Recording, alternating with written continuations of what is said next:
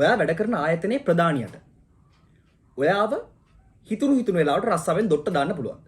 එහෙම නැත්නම් ඔයාට පළ නොකිය පලා බෙදන්න පුළුවන්. ඒ කියන්නේ ඔයාට රස්සාව එපා වෙන තත්ත්වයට වැඩ කරන්න පුළුවන්. එතනින් එහාට ගිහිල්ලා එයාට හිතුමනාපෙට ඔයාගේ පඩි කපන්න පුළුවන්. තවදුරටත් ගිහිල්ලා ඔයාට මානසික වදයක් වෙන විදියට එයාට කටයුතු කරන්න පුළුවන්.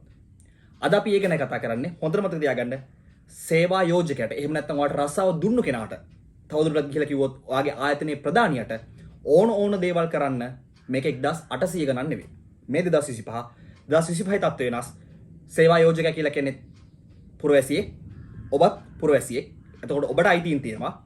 ඔබ රස්සාවක් කරන්නේ ඔහු ආයතනයක් පාලනය කරන්නේ. එතකොට ඔබ දෙපළටම තියෙන වගකීම් සමූහයක් තියෙනවා. එතනින් එහාට ගිහිල්ලා ඔබ දෙපළටම තියෙන අයිතීන් සමූහයක් තියෙනවා. අද අපි ඒ ගැන කතා කරමු. මම දන්නවා ඔයාලා ගොඩක් කට්ටිය මාත් එක්ක එකතු වෙලා තියෙන්නේ අධිකරණ විද්‍යාව, අධිකරණ මනෝවෛද්‍ය විද්‍යාව, අධිකරණ වෛද්‍ය විද්‍යාව සහ විෂ වේදය, මෝහන වේදය, අංග චලන විද්‍යාව, නීතිය වගේ සබ්ජෙක්ට් ඉගෙන ගන්න.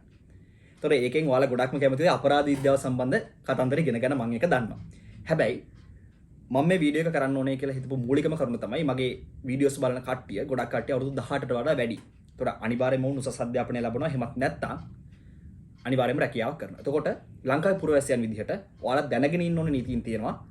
ඒකට හේතුව මේවා නොදැන ඔයාලා රස්සාව කරන්න ගියොත් එහෙම ඔයාලා සේවකයෝ නෙවෙයි. එහෙම නැත්නම් ඒ ආයතනයේ දියුණුවට උදව් කරන පුද්ගලයන් නෙවෙයි වහල්ලු ගන්නට වැටෙනවා. ඒ හින්දා අද මම මේ කියන කරුණ ටික හොඳට මතක තියාගන්න. තව මොනවා හරි තේරෙන්නේ නැත්නම් යටින් කමෙන්ට් එකක් දාන්න. ඒ වගේම මම මෙතනින් ඉස්සරහට ඔයාලට කියනවා ඔයාලා ස්ථිර සේවකයෙක්ද එහෙම නැත්නම් අනියම් සේවකයෙක්ද එහෙම නැත්නම් ඔයා ස්වාධීන කොන්ත්‍රාත්කරුවෙක්ද කියලා හොයාගන්නේ කොහොමද කියලා. දැන් ඔයාලට හිතෙනවා මම මෙහෙම කිව්වහම මේ ඉතින් ඒක කොහොමත් අපි අස්සම් කරන කිවිසුමේ තියෙනවනේ කියලා. නෑ. හොඳට මතක තියාගන්න සේවා යෝජක එහෙම නැත්නම් ඔයාගේ ආයතනයේ ප්‍රධානිය හරි කපටි. එතකොට ඔවුන් සමහරලාට ඔයාගෙන් ස්ථිර සේවකයෙක්ගෙන් ගන්න වැඩ ටික අරගෙන කිවිසුමේ ලියනවා ඔයා ස්වාධීන කොන්ත්‍රාත්කරුවෙක් කියලා. එහෙම නැත්නම් ඔයා අනියම් සේවකයෙක් කියලා. ඒව කරන්න පුළුවන් ඉස්සර. හැබැයි දැන් එහෙම කරන්න බෑ.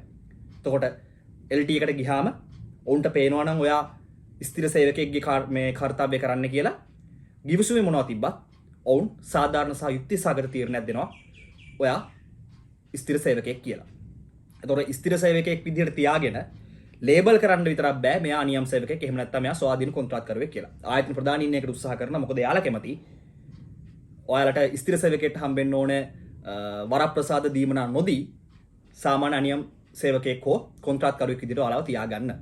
ඒ හින්දා අපි ඒව ගැන කතා කරමු. ඒව ඔයාලා අනිවාර්යෙන් දැනගත යුතු කරුණු. මම විශ්වාස කරනවා ඔයාලා දැනගන්න ඕනේ කියලා. මම දන්නවා මට සාමාන්‍ය ෆොරෙන්සික් සම්බන්ධ වීඩියෝ එකක් දැම්ම නම් ගොඩාක් කට්ටිය එන්ගේජ් වෙනවා ඒකත් එක්ක. හැබැයි එන්ගේජ් වුණත් නැතත් මට මේවා ඔයාලට කියන්න ඕන. කීප දෙනෙක් හරි දැනගන්න ඕන. ඒ හින්දායි මම මේ වීඩියෝ කරන්නේ. අපි යම් වීඩියෝ එකට. Minimum retirement age of workers act එකට අනුව පෞද්ගලික අංශයේ සේවකයෙක්ගේ විශ්‍රාම වයස අවුරුදු 60. ඒතර මේ අවුරුදු 60ට කලින් ඔයාලව සාධාරණ සහ යුක්ති සහගත හේතුවක් නැතුව ආයතනයෙන් දොට්ට දාන්න ඔයාලගේ ආයතනයේ ප්‍රධානියට හිතුමනාපෙට බෑ. ඒ කියන්නේ පැහැදිලි හේතුවක් තියෙන්න ඕන. මෙහෙම පැහැදිලි හේතුවක් නැතුව ඔයාලව එළියට දානවා නම් ඔයාලට පුළුවන් කම්කරු විනිශ්චය සභාවට ගිහිල්ලා පැමිණිල්ලක් ඉදිරිපත් කරන්න. අද මම මුලින්ම හිතාගෙන ඉඳී කතා කරන්නේ මේ අනුමිත සේවා සමාප්තිය ගැන. මොකද්ද මේ අනුමිත සේවා සමාප්තියක් කියලා කියන්නේ? සාමාන්‍යයෙන් ගොඩක් වෙලාවට රැකියා ස්ථානවල ප්‍රධානීන් කරන දෙයක් තමයි ඔයාලට රැකියාවෙන් කෙලින්ම එළියට යන්න කියන්නේ නැතුව ඔයාලව එළියට යන මට්ටමට කටයුතු කරන එක. එහෙම කරලා ඔයා සේවය කරන තැනින් අයින් වුණාම එයාලා පාඩුවේ තමන්ගේ අත් දෙක පිහදගෙන ආතල්ලක ඉන්නවා. මේක වැරදි. මොකද ඔයාලට සේවා ස්ථානයේ සේවය කරන්න බැරි තත්වයට ඒ පරිසරයේ ආයතනයක ප්‍රධානියෙක් විසින් හදනවා නම් ඇත්තටම ඔයා නෙමෙයි රස්සාව දාලා ගිහලා තියෙන්නේ. එයා ඔයාව රස්සාව දාලා නැතට පත් කරලා. එතකොට ඔයාට මේක LT එකට එහෙම නැත්නම් කම්කරු විනිශ්චය සභාවට කම්ප්ලේන්ට් කරන්න පුළුවන්. ඒක හොඳට මතක තියාගන්න. මෙහෙම කම්ප්ලේන්ට් කරාම කම්කරු විනිශ්චය සභාවේ ගිවිසුමෙන් නොබැදී කියලා කියන්නේ. සමහර වෙලාවට ඔයයි ඔයාගේ සේවා යෝජකයයි අතර තියෙනවා ඇති ගිවිසුමක් මොකක් හරි ඔයා චූටි වැරද්දක් කරපුවම රස්සාවෙන් අස් කරනවා කියලා. හරිද? එහෙම තිබ්බත් ඒ ගිවිසුම ගැන බලන්නෙවත් නැතුව ඒකෙන් නොබැදී කියන්නේ ඔයයි ඔයාගේ සේවා යෝජකයා අතර තියෙන ගිවිසුම මායිම් කරන්නේ නැතුව ඔයාගේ පැත්තෙන් කියන්නේ ඔයාගේ පැත්තෙන් කියලා කියන්නේ සාධාරණ විදිහට කම්කරු විනිශ්චය සභාව සාධාරණ සහ යුක්තිසහගත තීරණයක් දෙනවා. මම මේ කිව්ව දේ පැහැදිලි කියලා මම හිතනවා. තවදුරටත් පැහැදිලි කරොත් එහෙම ඒ කියන්නේ ඔයාව එකපාරට රස්සාවෙන් එළියට දානවා. හරිද? ගිවිසුමෙත් තියෙනවා. ඒ කියන්නේ ඔයා යෝගේ සේවා යෝජක. එහෙම නැත්නම් ඔයාට ජොබ් එක දුන්නු අයිතිකාරය අතර තියෙන ගිවිසුමේ තියෙනවා. මේ ඔයා මොකක් හරි චූටි වැරද්දක් කළොත් අපි රස්සාවෙන් අයින් කරනවා කියලා. ඒතර ඔයා මේ ආයතනයේ ස්ථිර සේවකෙක් නම් ඔයා LT එකට ගිහිල්ලා කම්ප්ලේන්ට් කරාම එහෙම නැත්නම් කම්කරු විනිශ්චය සභාවට ගිහිල්ලා මේ පැමිණිල්ලක් ඉදිරිපත් කරාම කම්කරු විනිශ්චය සභාව අර ඔයයි වාගේ සේවා යෝජකයා එහෙම නැත්නම් ඔයයි වාගේ ආයතනයේ ප්‍රධානිය අතර තියෙන ගිවිසුම සලකන්නේ නැතුව ඇත්ත සිද්ධිය බලලා සාධාරණ සහ යුක්ති සහගත තීරණයක් දෙන්න බැඳිලා ඉන්නවා. සාමාන්‍යයෙන් ආයතනයක ප්‍රධානියෙක් ස්ථාන මාරුවීම් සිද්ධ කරන්නේ ඒ ආයතනයේ දියුණුව නිසා. හැබැයි කිසියම් ආයතනයක ප්‍රධානියෙක් ඔයාට රස්සාව එපා කරන්න දඬුවමක් විදිහට මාරුවීම් සිද්ධ කරනවා නම් එහෙම නැත්නම් ඔයාට කියන්නේ මාරුවීම් සිද්ධ කරනවා කියලා කියන්නේ ඔයාට දැන් තියෙන පහසුකම් වලට වඩා ගොඩාක් අඩු පහසුකම් තියෙන තැනකට ඔයාව කිසිම හේතුවක් නැතුව දානවා. එහෙම නැත්නම් ඔයාට ළඟා කරගන්න බැරි ඉලක්ක දෙනවා. එහෙමත් නැත්නම් ඔයාට ලිංගික අඩත්තේට්ටම් කරනවා. මෙන්න මේ වගේ මොනවා හරි ඔයාලට කරනවා නම් කරලා ඔයාලව රස්සාවෙන් එපා කරලා ඔයාලව රස්සාවෙන් එළියට ගියා නම් ඔයාලට පුළුවන් ඊට පස්සේ ගිහිල්ලා LT එකට කම්ප්ලේන්ට් එකක් දාන්න. ආයතනයේ මට මෙන්න මේ විදිහට සැලකුවයි කියලා. ඒ වගේම ආයතනයේ ප්‍රධානියා විසින් දිගින් දිගටම ඔය දෙන්න අතර තියෙන කිවිසුම කඩ කරනවා නම් ඔහුට ඒක පවත්වා ගැනීමේ කිසිම අරමුණක් නැත්තම් ඒ වෙලාවෙදිත් ඔයාලට කරන්න දෙයක් නැතුව ඔහුගේ පීඩාව දරා ගන්න බැරි තැන ඔබ රස්සාවෙන් වත් වුණොත් ඊට පස්සේ ඔබට පුළුවන් LT එකට ගිහලා කම්ප්ලේන්ට් එකක් දාන්න. මගේ ආයතන ප්‍රධානියා මට මෙන්න මේ දෙක කරලා මාව රස්සාවෙන් අයින් කරා කියන එක. මෙතනින් එහාට ගිහිල්ලා මම කතා කරන්න ඕනේ විශේෂම දෙයක් තියෙනවා. ඒක තමයි ඔයාව මොකක් හරි විසමාචාරයක් මත රස්සාවෙන් අයින් කළොත් ඒ කියන්නේ විසමාචාරයක් ඔයා කරලා තියෙනවා. කියනවා වැරද්දක් කරලා තියෙනවා. අන්න එහෙම අස්කලොත් ඔයා ඊළඟට මොකද්ද කරන්න ඕනේ කියන එක. ඒතර විසමාචාරයක් කියලා කියන්නේ ඔයයි ඔයාගේ සේවා යෝජකයා අතර තියෙන ප්‍රකාශිත හෝ ව්‍යංග නියම වලින් එහෙම නැත්නම් ඒ නියම උල්ලංඝනය කරලා ඔයා ආයතනයේ සුමට ක්‍රියාකාරීත්වයට බලපෑම් වෙන විදිහට කටයුතු කරලා තියෙනවා. ඔයා විසමාචාරයක් කරලා තියෙනවා කියලා කියන්න පුළුවන්. උදාහරණ විදිහට ඔයා සේවයට දැන්වීමකින් තොරව එන්නේ නැතුව ඉන්නවා. ඊට පස්සේ පුරුද්දක් විදිහට පරක් වෙලා යනවා. ඒ කියන්නේ එක පාර්ට් එක දවසක් පරක් වෙලා යන එක නෙවෙයි පුරුද්දක් විදිහට දිගටම පරක් වෙලා එනවා. ඉහළ නිලධාරීන්ගේ අනට කීකරු වෙන්නේ නැහැ.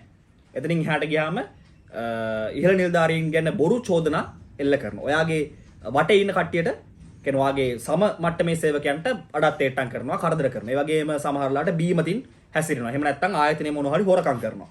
එතනින් එහාට ගිහිල්ලා මෙන්න මේක විශේෂයි. එතනින් එහාට ගිහිල්ලා ඔයා ආයතනයෙන් පිට විසමාචාරයක් කරනවා. මෙන්න මෙතන පොඩි ප්‍රශ්නයක් තියෙනවා. ඔයා ආයතනයෙන් පිට කරන විසමාචාරයක් ඔයාව රස්සාවෙන් අයින් කරන්න බලපාන්නේ නැහැ. ඒක හැමතිස්සෙම වළංගු වෙන්නේ නැහැ. හැබැයි හිතන්නකෝ මෙහෙම. ඔයා මොකක් හරි ආයතනයක මූල්‍ය කටයුතු සම්බන්ධ කළමනාකාරයෙක් විදිහට කටයුතු කරනවා. ඔයා ඒතර ලොකු වගකීමක් දරන්නේ සල්ලි සම්බන්ධව. හැබැයි ඔයාගේ ගමේ පන්සලේ භාණ්ඩාගාරික මේ තැන කටයුතු කරමින් ඒ කියනවා භාණ්ඩාගාරික විදිහට කටයුතු කරමින් එතන දින සල්ලි ටිකක් හොරකම් කරනවා. එතකොට අන්න ආයතනයේ ප්‍රශ්නයක් එනවා. මොකද ඔයා වැඩ කරන්නේත් මූල්‍ය සම්බන්ධ රස්සාවක් වෙනවා කරන්නේ මූල්‍ය කියන්නේ මුදල් සම්බන්ධ රැකියාවක්. ඒතර මුදල් සම්බන්ධ රැකියාවක් කරන ගමන් වෙනත් තැනක මුදල් සම්බන්ධ මොකක් හරි අවභාවිතයක් කරලා තියෙනවා නම් ආයතන ප්‍රධානියට ඇත්තටම සාධාරණ සැකයක් එනවනේ මෙයා මෙතනත් මේක කරයි කියලා. අන්න ඒ වගේ වෙලාවක ඒ විසමාචාරය බලපාන්න පුළුවන්. වාගේ රැකියාව අත්හිටවන්න වාගේ ආයතනයේ ප්‍රධානියා විසින්. සාමාන්‍යයෙන් සේවකෙක් ආයතනික සේවකෙක් විසමාචාරයක් කරාම ඒ විසමාචාරයේ බරපතල නම් විතරයි ඔහුව සේවයෙන් පහ කරන්න පුළුවන්. හැබැයි ඒක බරපතල විසමාචාරයක් නෙවෙයි නම් ඔයාව සේවයෙන් පහ කරන්න බෑ. බරපතල විසමාචාරයක් කියලා කියන්නේ නිකන් HR මැනේජර් ගහනවා ගිහිල්ලා. එහෙම නැත්නම් ලොකු හොරකමක් කරනවා. අන්න ඒ වගේ නා. ඔයාව රස්සාවෙන් අයින් කරන්න පුළුවන්. එහෙම නැති සුළු විසමාචාර වලට කරන්න පුළුවන් එකම දේ තමයි ඔයාට අවවාද කරලා ආය රැකියාවේ තියාගන්න එක. සාමාන්‍යයෙන් මේ වගේ විසමාචාරකෙදී උනත් ඔයාව රස්සාවෙන් අයින් කරද්දී රජයේ ආයතනයක් නම් අනිවාර්යයෙන්ම පරීක්ෂණයක් සිදු කරන්න ඕනේ. විනය පරීක්ෂණයක් සිදු කරන්න ඕනේ. පෞද්ගලික ආයතන මේක සඳහා බැඳිලා නැහැ. ඒ කියන්නේ ඔවුන් අනිවාර්යයෙන්ම මේ විනය පරීක්ෂණයක් කරන්න ඕනේ කියලා තැනක බැඳිලා නැහැ. හැබැයි ඔයා බැරි වෙලා හරි කෙනවා පෞද්ගලික ආයතනයක වැඩ කරලා ඔයා බැරි වෙලා හරි ඔයාගේ සේවය අවසන් කිරීමෙන් පස්සේ ඔයා යනවා LT එකට. කම්කරු විනිශ්චය බවට ගිහලා ඔයා පැමිණිල්ලක් දානවා මාව මෙහෙම රස්සාවෙන් අස් කරා කියලා. එතකොට එයාලා ඊට පස්සේ යාලා මේ කතා කරන්න මේ කියන්නේ මේ ප්‍රශ්නේ කතා කරන්න ඔයාගේ සේවා යෝජකයෝ ආවයි ගෙන්නලා අදාළ තීන්දුව දෙන්න උත්සාහ කරනවා. මෙන්න මේ වගේ වෙලාවකදී පෞද්ගලික ආයතනයේ විසින් ඒ වෙලාවේ විනය පරීක්ෂණයක් සිද්ධ කරලා නැත්නම් ඒක උන්ට පාඩුවක් වෙනවා. මං හිතන්නේ මං කියෝ දේ පැහැදිලි වලට. ඒ කියන්නේ ඔයා මොකක් හරි විසමාචාරයක් මත රස්සාවෙන් ආව අයින් කරනවා. ඔයාව රස්සාවෙන් අයින් කරාට පස්සේ ඔයා යනවා LT එකට. කියන්නේ කම්කරු විශ්සභාවට. ගිහිල්ලා ඔවුන් විසින් මේ ඉන්ක්වයරි එක කරන වෙලාවේදී සේවා යෝජකයෙක්ගෙන් අහනවා. එහෙම නැත්නම් ඔයාගේ ආයතන ප්‍රධානියෙක්ගෙන් අහනවා මෙයාව අයින් කරන්න කලින් ඔයාලා විනය පරීක්ෂණ සිද්ධ කරාද කියලා. එතකොට ඔහු ඒක නැහැ කියලා කියනවා නම් LT එකට එහෙම නැත්නම් කම්කරු විශ්සභාවට පටස් ගල් වලට යනවා. මෙයා මේ හිතුමනාපෙට මෙයාව අයින් කරලා තියෙනවා වගේ එකක්. එතකොට සාමාන්‍යයෙන් ආයතන ප්‍රධානියෙක්ගේ පැත්තෙන් ගත්තොත් ඔයා විසමාචාරයක් කරනවා නම් ඒ විසමාචාරය සම්බන්ධ විනය පරීක්ෂණයක් කරලා සාක්ෂි එකතු කරලා ඔයාව රස්සාවෙන් අයින් කරන එක ඒ මිනිස්සුන්ට වඩා වාසිදායක වෙනවා. ඊට පස්සේ LT එක එහෙම නැත්නම් කම්කරු විනිශ්චය සභාව විසින් මේ තීරණය දෙද්දී ඔයාගේ රැකියාවේ ස්වභාවය, රැකියා ස්ථානයේ ස්වභාවය, ඊට පස්සේ කරපු විසමාචාරයේ ස්වභාවය වගේ සාධක ගොඩක් සලකලා බලන මේ තීරණය සාධාරණද කියලා. ඒ කියන්නේ ඔයාගේ ආයතන ප්‍රධානියා විසින් ඔයාව අයින් කරන්න ගත තීරණය සාධාරණද නැද්ද කියන එක ඔවුන් ලොකු වෙලාවක් ලොකු සාධක ප්‍රමාණයක් ගැන හිතලා තීරණය කරනවා. අනිත් විශේෂම දේ තමයි ඔයාලා LT එකට ගියාට පස්සේ මේකේ ඔයා වැරද්දක් කරා කියලා ඔප්පු කිරීමේ භාරය තියෙන්නේ ඔයාට නෙවෙයි. දැන් ඔයා වැරද්දක් කරා කියලා ඔයා ඔප්පු කරන්න ඕනේ නේ ආයතන ප්‍රධානියට. එතකොට එතන පොඩි ප්‍රශ්නයක් තියෙනවා. මොකද ඔහු ඔප්පු කරන්න ඕනේ LT එක ඉස්සරහා අදාළ පුද්ගලයා වැරද්දක් කරා ඒකයි මම මෙයාව අයින් කරේ කියලා. හැබැයි මේකේ ඔප්පු කිරීමේ භාරය කියලා කියන්නේ ඔප්පු කරන්න ඕනේ ප්‍රමාණය. අර 100%ක් ඔප්පු කරන්න ඕනේ නැහැ. ඒ කියන්නේ සාධාරණ සැකෙන් මේ ඔබට ඔප්පු කරන්න ඕනේ නැහැ. අපි කියන එකට මේ balance of probability එහෙම නැත්නම් තුලනාත්මක වැඩිබර සාක්ෂි මත ඔප්පු කරන ප්‍රමාණවත් වෙනවා. මෙහිදී LT එක විසින් ගන්න තීරණය ඔවුන් ඉතාමත් සැලකිල්ලෙන් ගන්නවා. මොකද හේතුව එකපාරට කෙනෙක්ගේ රස්සාව නැති කරොත් එහෙම එයාගේ ආර්ථික මට්ටමට අමතරව ගොඩක් පිටිපස්සෙන් ඉන්නගේ පවුලක් ආර්ථිකව වැටෙනවා. හැබැයි අනිත් පැත්තෙන් ආයතනයේට අවාසිදායක තීන්දුවක් දීලා ආයේ මෙයාව රැකියාව පිහිටුවොත් ඒක ආයතනයේ කාර්යක්ෂමතාවට, එතකොට ආයතනයේ ප්‍රධානියට තියෙන කන්ට්‍රෝලින් පවර් එක අඩු වෙන එකට ඒ ගොඩක් කතන්දර වලට බලපාන හින්දා LT එකට සිද්ධ වෙනවා මේ දෙපැත්තම හොඳට සලකලා බලන්න. ඒ කියන්නේ මොකද්ද? මෙයාගේ රස්සාව නැති කරොත් එයාට සහ එයාගේ පවුලට ලොකු අපහසුතාවයකට පත් වෙන්න වෙනවා. අනිත් පැත්තේ මෙයාගේ රස්සාව නැති කරන්නේ නැතුව මට රස්සාව දුන්නොත් ඒක ආයතනයේ පැත්තෙන් ඒක කොච්චර පාඩුවක්ද කියන එකත් බලනවා. ඊට පස්සේ මේ විනය පරීක්ෂණය, ඒ කියන්නේ මේ කරපු විනය පරීක්ෂණය පිළිබඳව LT එක විසින් සලකලා බලනවා මේක හරියට වුණාද කියලා. හරියට වුණාද කියලා බලන්න ඉස්සෙල්ලා මේක අපක්ෂපාතීව සිද්ධ වෙලා තියෙනවද කියලා බලන්න. මොකද ආයතනයකින් විනය පරීක්ෂණයක් කරද්දී ඒක සමහර වෙලාවට සේවකයාට අවාසි වෙන විදිහට කරලා තියෙන්න පුළුවන්. ඒ හින්දා ඒක අපක්ෂපාතීව කරලා තියෙනවද කියලා බලනවා. ඊට අමතරව මේ අදාළ පුද්ගලයාට එරෙහිව තියෙන චෝදනාව හරියට කියලා ඒකට එරෙහිව තියෙන සාක්ෂි මෙයාට ඉදිරිපත් කරාද කියන එකත් බලනවා. කියන්නේ දැන් ඔයා වැරද්දක් කරා කියලා ඔයාට කියනවා නම් ඔයාට කරපු වැරද්ද කියන්න ඕනේ. සහ ඒකට දාලා සාක්ෂි ටික ඔයාගේ ඉස්සරහට ගෙනත් පෙන්නන්න ඕන. එතනින් එහාට ගිහිල්ලා ඔයාට ඒ කියන්නේ ඔයා සේවකයා නම් ඔයාට ඔයා කරපු වැරද්ද හෝ මොකක් හරි දේ වෙනුවෙන් හේතු දක්වන්න, එහෙම නැත්නම් අනිත් පැත්තට සාක්ෂි දෙන්න අවස්ථාව ලබා දෙන්නත් ඕනේ. ඒ කියන්නේ ඔයා වැරද්ද කළා මෙන්න සාක්ෂි කියලා එකපාරට එතනින් ඉවර කරන්න බෑ. අනිත් පැත්තට ඔයාට අවස්ථාවක් දෙන්න ඕනේ ඔයාගේ නිර්වද්‍යතාවය, නිවැරදිභාවය ඔප්පු කරන්න. සමහර වෙලාවට කියන්නේ අනිවාර්යයෙන්ම මේ විනය පරීක්ෂණ සිද්ධ කරද්දී ඔයාගේ සේවය తాවකාලිකව අත්හිටුන. ඒකට හේතුව සමහර වෙලාවට ඔයා පරීක්ෂණයට බාධා කරන්න පුළුවන්. මොකද ඔයා ආයතනයට ආය යනවා නම් කියන්නේ විනය පරීක්ෂණේ තියෙන කාලේ ඔයා ආයතනෙ නැවත යනවා සේවය කරන්න. එතකොට සමහර වෙලාවට ඔයාට එරිව තියෙන සාක්ෂි ඔයා විනාශ කරන්නත් පුළුවන්. ඒක ආයතනයේ පැත්තෙන් පාඩුවක්. ඒ හින්දා ඔයාගේ සේවය తాවකාලිකව අත්හිටවන්න ඕනේ සිද්ධ වෙනවා. తాවකාලික අත්හිටවන්න සිද්ධ වෙනවා විනය පරීක්ෂණයක් සිද්ධ කරන කාලේ තුල. මේකෙදි වෙන්නේ ඇත්තටම සේවය අවසන් කිරීමක් නෙවෙයි. ඒ හින්දා ඔයා විනය පරීක්ෂණයේ හින්දා ගෙදර ඉන්න කාලෙට ඔයාට අදාළ පඩිය ආයතනය විසින් ගෙවිය යුතු වෙනවා. ඒ වගේම විනයානුකූල හේතුවක් හින්දා සේවය අවසන් කිරීමකදී සේවය අවසන් කිරීමෙන් දින 2ක් ඇතුළත ඔයාට ඔයාගේ සේවය අවසන් කිරීමට හේතුව ආයතනය විසින් ඉදිරිපත් කරන්න ඕන. දැන් මම මේ කිව්ව කාරණාත් එක්ක ඔයාලට එන ඊළඟ ප්‍රශ්න තමයි සේවය අවසන් කළා කොච්චර කාලකින් පස්සේද අපි LT එකට යන්න ඕනේ කියලා. අනිවාර්යයෙන්ම මාස 6ක් ඇතුළත ඔයාලා LT එකට ගිහිල්ලා කම්ප්ලේන්ට් එක කරන්න ඕනේ. LT එකට ගිහිල්ලා කම්ප්ලේන්ට් එක කරාට පස්සේ එයාලා ඒක සාධාරණව බලලා සමහරලාට ඔයාව නැවත සේවයේ පිහිටවන්නත් පුළුවන්. ඔයාව සේවයේ පිහිටවීමේ නොහැකියාවක් තියෙනවා නම් ඔයාට නිසි වන්දි මුදලක් දෙන්නත් පුළුවන්. මොකද මේ සේවයේ පිහිටීමේ හැකියාවක් නැත්තම් කියලා කියන්නේ. සාමාන්‍යයෙන් එතන ඇතුළේ ඉන්න කට්ටියට ඔයා කියන්නේ ඔයාගේ සේවය අවසන් කරලා ඔයා ආයෙත් ඇතුළට ගියාම ඒ කියන්නේ ඔයාව නැවත රැකියාවේ පිහිටුවාම ඔයාට එතන ගිහලා වැඩ කරන්න බැයි න ะ. ඒ දැන් ප්‍රශ්නයක් දාගෙන එළියට ඇවිල්ලා තියෙන්නේ. එතකොට ආයෙ ඔයාට එතන ගිහලා වැඩ කරන්න බැහැ. අන්න ඒ වගේ වෙලාවකදී ඔයාට සුදුසු වන්දියක් දෙන්නත් LT එක විසින් නියම කරන්න පුළුවන්. අද මට විශේෂයෙන්ම කියන්න ඕනේ මෙන්න මේ කාරණා ටික. ඒ කියන්නේ ඔයාගේ ආයතනයේ ප්‍රධානියට එයාගේ හිතුමනාපෙට ඔයාව රස්සාවෙන් අයින් කරන්න බෑ. ඒ වගේම ඔයාට රස්සාව දාලා යන තැනට වැඩ කරන්නත් බෑ. එහෙම කළොත් ඔයාට පුළුවන් මාස 6ක් ඇතුළත LT එකට ගිහලා මේක සම්බන්ධ කම්ප්ලේන්ට් එකක් කරන්න. එතකොට එයාලා සාධාරණ සහ යුක්ති සහගත තීරණයක් ඔයාලට දෙනවා. ඒ හින්දා මතක තියාගන්න මම කලින් කිව්වා වගේ මේ 1800 ගණන් නෙවෙයි මේ 2025.